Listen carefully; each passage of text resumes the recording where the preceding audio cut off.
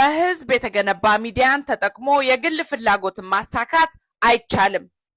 ከአንድነት ለአማራ ህልውና ትግል አንድነት የተሰጠ የአቋም መግለጫ በዘመናት በተፈበረከ የሐሰት ትርክትና ዘመን ወለድ ጥላቻ እየተገደለ እየተሳደደና ሀብት ንብረቱ እየወደመ መከራና ሰቆቃ የበዛበት የአማራ ህዝብ ደምና አጥንቱን ገብሮ ባቆማት ሀገሩ ላይ በህይወት መኖር ተከልክሎ እንደ ሰው ቀርቶ እንደ እንስሳት እንኳን መኖር ተነፍጎ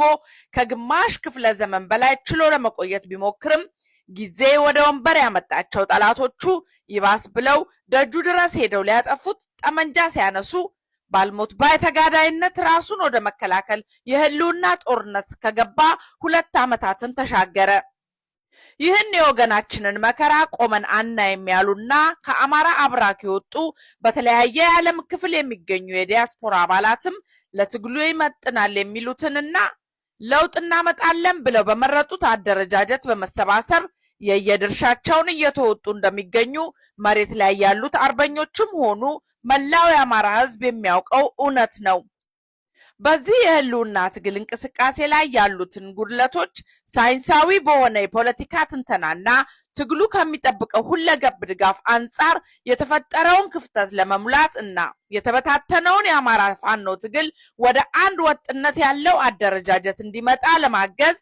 ከተቋቋመበት ቀን ጀምሮ የተረዱት በጣም ብዙዎች ቢሆኑም በማወቅም ይሁን ባለማወቅ እንደ አፍራሽ አደረጃጀት በመፈረጅ አንድነት መጣላችሁ የሚል የተዛባ ሐሳብ የሚያስተጋቡት ጥቂት ግለሰቦች እንዳሉ ከማህበራዊ ሚዲያና በጥቅምት 6 2018 ዓመተ ምህረት በኢትዮ 360 የቀጥታ ስርጭት ላይ በሁለት ጋዜጠኞች የቀረበውን በማስረጃ ያልተደገፈ ፍረጃ ሰምተን ለሁሉም የትግል ደጋፊዎች እውነተኛውን የአንድነትን አቋም በድጋሚ ለማብራራት ተገደናል። በዕለቱ በቀረበው ውይይት ላይ ድርጅታችን አንድነት ገና ከምስረታው ቀን ጀምሮ ሊያሳካቸው ያቀዳቸውን ጉዳዮች በዚሁ መገናኛ ብዙሃን ቀርበን በዝርዝር ያስረዳን ከመሆናችንም ባሻገር በበራሪ ወረቀቶች ወይም ፍላየርስ ጭምር በማሰራጨት ዓላማው፣ ራዕዩ፣ ተልእኮውንና ስትራቴጂካዊ ምልከታዎቹን በግልጽ አስቀምጠን ሳለ ከየትኛዎቹ ድርጅቶች ጋር ተቆጥሮ እንደሆነ ባይገባንም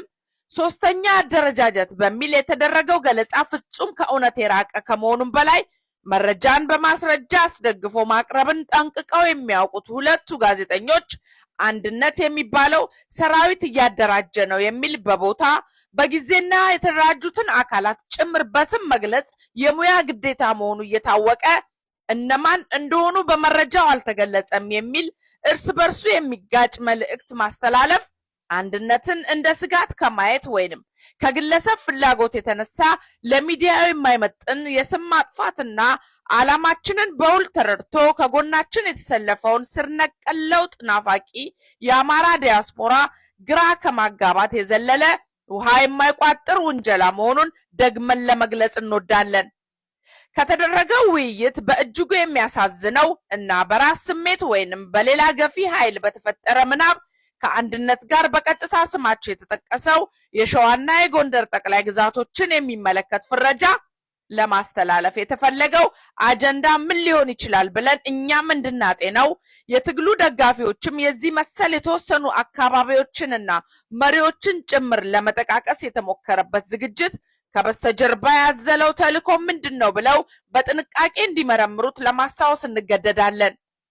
የአማራ ህዝብ የህልውና ትግል የመቋጫው ምዕራፍ ላይ እየደረሰ ባለበትና መሬት ላይ ያሉት የፋኖ አደረጃጀቶች የውስጥ ልዩነቶችን እያጠበቡ ወደ አንድነት በመጡበት ወቅትና በጎጃም የትንሿ እህታችን በዓለም ላይ ዋሴ የጠላት የጭካኔ ሰይፍ አርፎባት መስዋዕትነት መክፈሏን በተደራጀ መንገድ መዘከር ለዚህም ሚዲያው ተቀዳሚ ሆኖ መገኘት በሚጠበቅበት ዕለት እንዲህ ተባለ የሚል ያልተጨበጠ መረጃ ብዙ ህዝብ በሚከታተለው የቀጥታ ስርጭት ማስተላለፍ እውነት ለትግሉ መጨነቅ ነውን ብለን ደጋግመን እንድንጠይቅ እድል ከመክፈቱ ውጪ እንደ ጋዜጠኛ የሁለቱንም ወገን መረጃና ማስረጃ መርምሮ እውነቱን ማቅረብ እየተቻለ በደፈናው አንድነት መሬት ላይ ፋኖ እያደራጀ ነው የሚለው ውንጀላ በጠላት በኩል ለተሰለፉ ግለሰቦች የሚዲያ ግርግር ይጠቅም ካልሆነ በስተቀር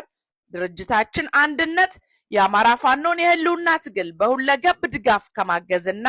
በወንድማማቾች መካከል የሚፈጠሩ ልዩነቶች እየጠበቡ አማራዊ አንድነት እንዲፈጠር ከመደገፍ የዘለለ የራሱ ታጣቂ የሚያደራጅበት የህግም የሐሳብም ሆነ የሞራል ዝግጅት የሌለው መሆኑን በድጋሚ ሁሉም አማራ ይወቅልን እንላለን።